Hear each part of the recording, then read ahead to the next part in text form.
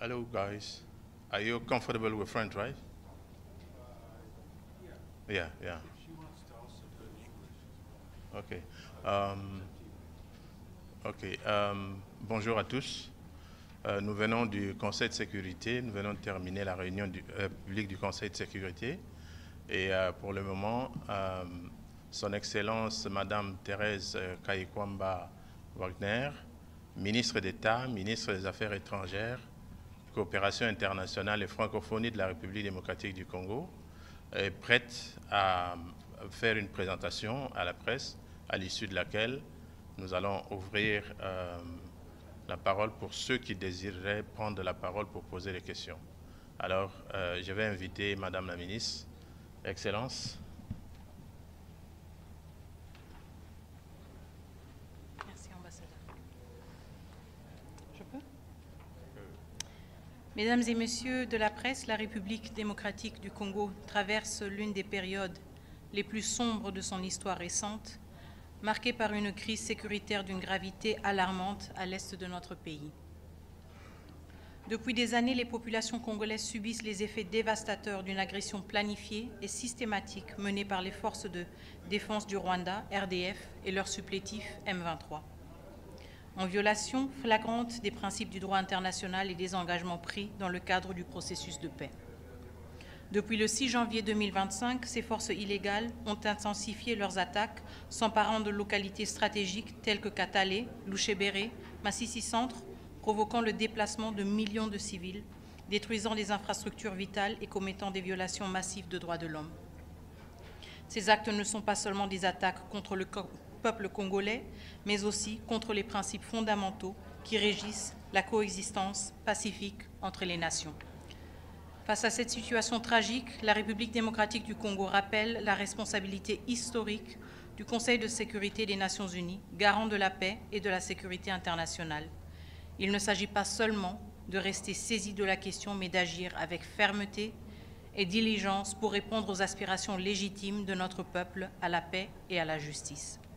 Nous demandons à ce Conseil de prendre des mesures concrètes et immédiates, à savoir la cessation immédiate des hostilités et le retrait total et inconditionnel des troupes rwandaises du territoire congolais pour établir la souveraineté de la République démocratique du Congo sur ces terres, l'imposition de sanctions ciblées contre les responsables militaires et politiques rwandais identifiés comme les instigateurs de cette agression, un embargo strict sur les exportations de ressources naturelles en provenance du Rwanda afin de couper les financements illicites des groupes armés, et la révocation du Rwanda comme pays contributeur de troupes aux missions de paix des Nations Unies en raison de ses violations flagrantes du droit international humanitaire et de ses attaques systématiques et ciblées contre les soldats de la paix des Nations Unies et de la SADC.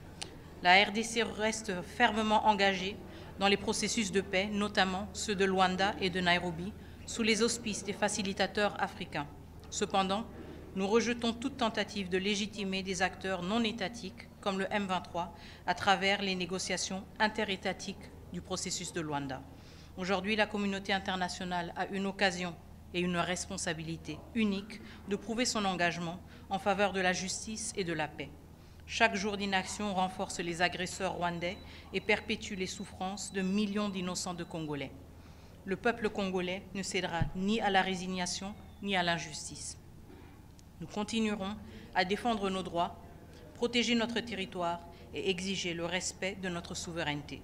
L'histoire jugera de la réponse que le monde aura donnée à cet appel. Nous réitérons notre confiance en la capacité du Conseil de sécurité et des partenaires internationaux à agir avec courage et détermination pour mettre fin à cette tragédie humaine et rétablir la paix dans notre pays et dans les régions des Grands Lacs. Je vous remercie.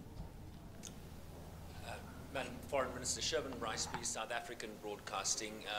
President Felix Tshisekedi in the General Assembly in September 2023 called on MONUSCO to start a phased withdrawal from the DRC. Was that call a mistake given the escalation we are seeing now? And what is your message to the troop contributing countries, South Africa, Malawi, Uruguay, that have lost troops in this fight, given the escalation we're seeing? The withdrawal of MONUSCO was sequential, and it was not a mistake, because in the areas where MONUSCO withdrew, we have seen sustained peace, we have seen progress, and we have seen stability. The challenge that we find ourselves in right now is in areas where MONUSCO is still present. So this has nothing to do with MONUSCO's presence. This has something to do with the fact that a neighboring country, Rwanda, has been permitted by the international community, by its donors, by its partners, to wreak havoc in the DRC, in particular in North Kivu, even in the presence of United Nations peacekeeping troops with one of the most robust mandates of the United Nations. What I say to troop contributing countries, and this is very important because Rwanda itself is one of the UN's largest troop contributing countries, is that this crisis is not a DRC specific crisis. This should compel all troop contributing countries to engage in a robust conversations with the United Nations, with DPKO, on what it means to be a troop contributing countries. How is it permissible that a country, one of the largest troop contributing countries, gets away with killing peacekeepers, as peacekeepers from South Africa, Malawi, Uruguay were killed in less than 24 hours. This is unacceptable. It is a violation of all the principles of the United Nations. And I think that every self-respecting truth-contributing country, such as South Africa, has also a responsibility, but also a right to have an answer from the UN as to what standards it applies when it engages in partnerships and how it holds partners accountable to respect international law. Thank you. Madam Foreign Minister, my name is Gabriel Elizondo from Al Jazeera English News Channel. Two questions. One is, how confident are you that your forces can hold off the M23 and Rwandan forces that are now less than 10 kilometers outside of Goma? How confident are you that that you can hold Goma, number one?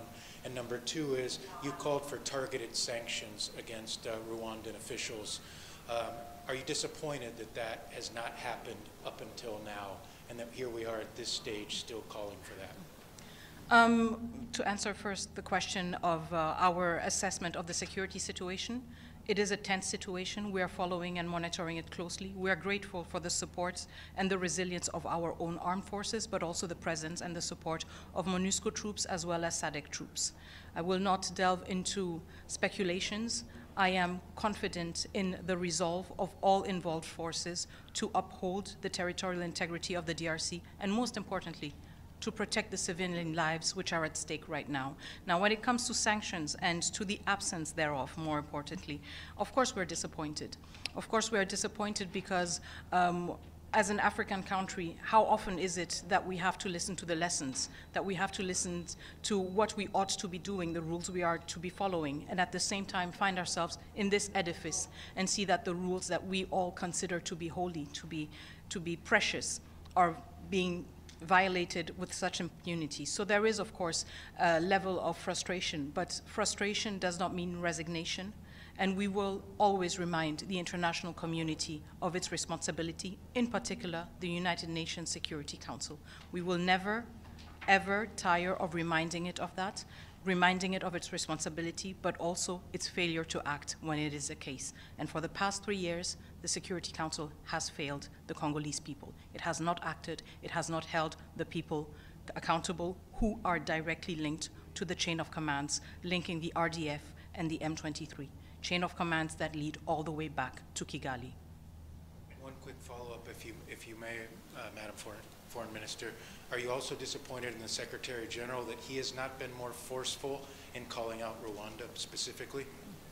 There have been in the past, I want to say 72 hours, 2 statements from the Secretary General. We welcome these statements. They were clear, they were robust, and they reflected also the urgency of the situation. However, we are also cognizant that since the renewed insurgency of the M23 started in 2022, the DRC raised the alarm. For the past 3 years, we have been raising the alarm. And yes, we have taken note of how long it took.